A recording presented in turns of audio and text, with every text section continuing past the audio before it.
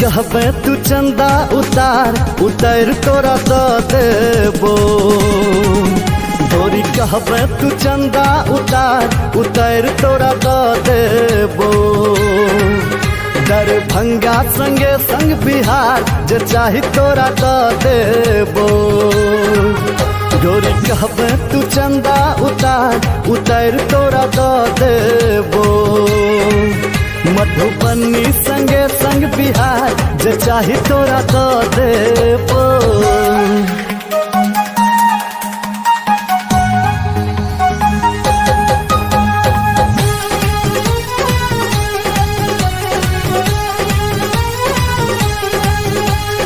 एबे जे गोरी हमर मिथिला में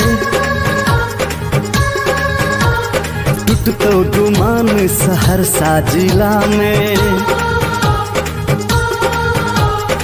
एबे जे गोरी हमर मिथिला में टूटतो गुमान सहरसा जिला में। बेगूसराय के छोरा न छोड़तो कहतो जे नैना मिला ले। सीतामढ़ी से लक कटिहार ये गोरी तोरा दो देबो।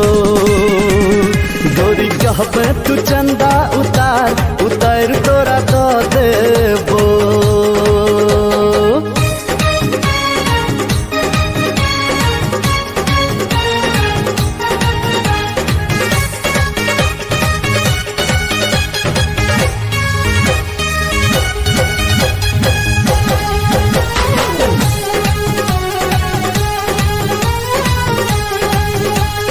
भागलपुर सिल्क के लहंगा दिएबो।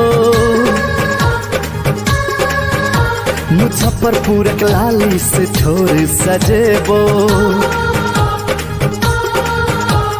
भागलपुर सिल्क के लहंगा दिएबो। मुजफ्फरपुर के लाली से ठोर सजेबो। समस्तीपुर जाके बाली आ झुमका रानी तोरा हम दिएबो।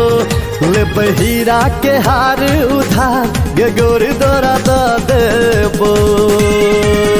गोरी कहबे तू चंदा उतार तोरा दो देबो।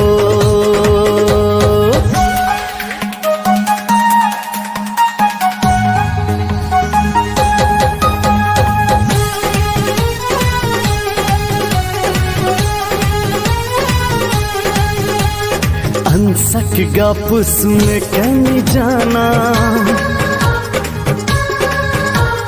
राजीव गौतम ने सुनतो बहाना।